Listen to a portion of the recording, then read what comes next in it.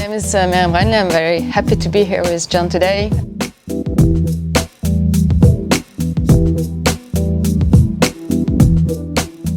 I am actually the former CEO of Lendico Switzerland, as we have been sold just lately to another of our competitor, LEND. I'm coming from online companies. I've been doing this for like 18 years. I've experienced companies like Homegate for 10 years as a startup, Car4You job platform. Car4You is a second-hand platform. I've been CEO for 5 years, and I've been running and starting Lendico Switzerland for 3 years. So Lendico has begun as a joint venture. It's been created as a joint venture between PostFinance and Lendico Group from Germany. So the initial model was very good. We had like this shared services model. So Germany was providing all the technology, product, finance, all this central services. And we took care of developing the market with 3 people here in Switzerland and doing underwriting. So that was our main task. And as you maybe know, sometimes things don't go as they should go. So we had to separate with Germany and basically build up a new startup in 7 months last year, and being fit on the market in last August. So I think the learnings about Lendico are pretty much the same I did with my previous companies as startups or re-startups.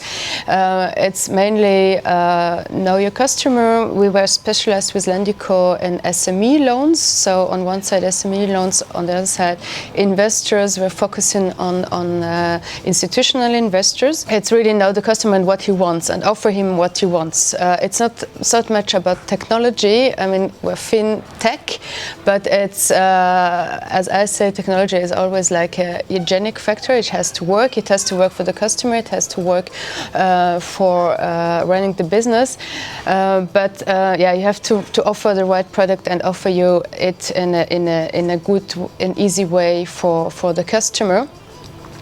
It's about keeping the cost low. The second one is make sure you have the good team. I mentioned it previously. It's important to have not always the best people, but the good ones to do this job and to be a good fit in the team, because if it's not a good fit, it will be very hard to be successful together. So make sure to have the right people, make sure to have the right investors. In our case, I mean, we talk about 2 kinds of investments. It's one, investors in loans. So we were focusing on institutional investment. That's what we learned from 3 years from our colleagues from Germany. But it takes a long time to onboard investors, institutional investors. So you have to be really think about the time you will need to invest to onboard them, and think about the strategy meanwhile to survive, not being able to finance maybe the loans. The equity investors, and make sure, my point of view, to have money for at least like 3 years, or to have a setup which enables you to invest 3 years, because never underestimate marketing communication. I've seen this in several companies. I mean, it's quite easy to build up a company from a technological point of view, but it's not so easy to promote it. And you have, if you're a marketplace, you have to promote it. It needs, especially in lending, SME lending needs a lot of education for your customers, and you have to be top of mind if an SME is looking for example, an SME is looking for a loan as an alternative for a bank. They have to think, oh, this is Lendico, this is LEND. So don't underestimate the investment in marketing and sales, of course. Make sure you have big network of distribution channels, because it will help you ramp up the company quickly.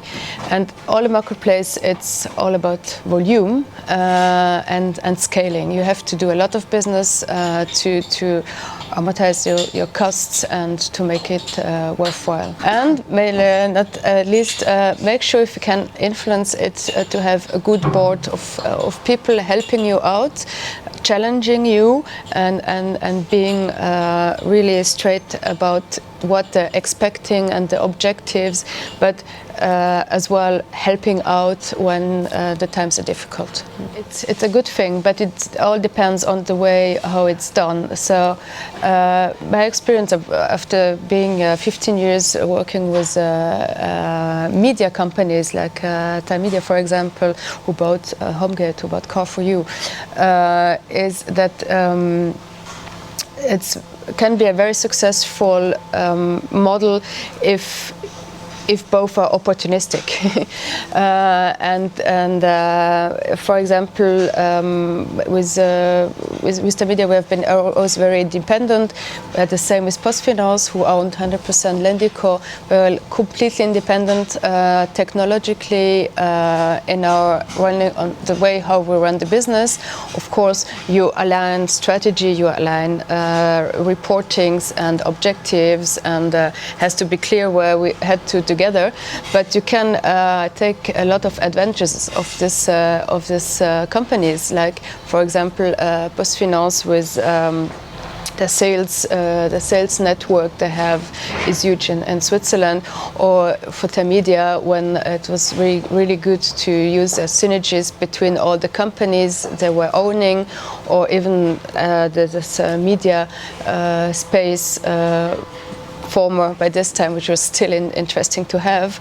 So yes, I think if it's the right setup, it can be really good to work with a company, and I think it's important to understand both sides. It's important to be able to, if in my role, your role is to have as CEOs in these companies. I think it was quite important to understand how to run the small, to micromanage small business, and how to work with a big company and who has his own rules.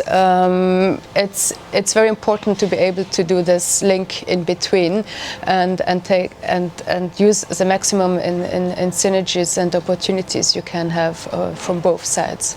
Yeah, the women topic. For me, it was interesting because I'm working now since 18 years, and I always noticed that in top position, I'm now in managing position since 15 years, I was always the only woman.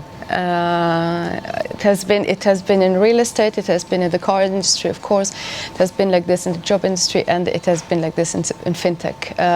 On top levels, there are no women, but I think working for a startup, but I think it's as well a problem of women and of nature, because when you are about to do career between the 30s and 40s, it's family time, so, and you don't have the structure in Switzerland. You all know all these topics, but I think working for a startup, if you do it like in partnerships, there are options. I have a few friends who created their own companies and who have 3 kids and who managed, okay, they're Wonder Woman, but if you have the structure and the flexibility, it's much easier, and I would advise women to try to create their own business, because you can create then your own flexibility.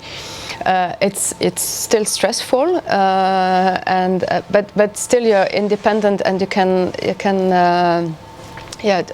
manage your own time as you like. So I would encourage women to go for new businesses and get independent. But you need to be the type of person for this. But this counts for men as for women. I would like to get another opportunity to work for participation from a big corporate. I'm not 100% entrepreneur, but I like this, as I told before, to work with the corporate and managing a business. I like doing things. I'm not a consultant, and I don't really care about the field, because I've been changing it 4 times now. I think I can do it 5 times, but I kind of liked happened to like the finance, the FinTech topic, because I invested now so many energy and time in this 3 years, and I think I learned a lot. And it's actually a field where things are happening. That's why InsurTech, FinTech, I think that's will be my focus in the next time. And another string would be as well maybe developing SME, which is maybe not a startup, but in its 5th, 10th year, and to make it move on. This is something I would enjoy as well. Thank you.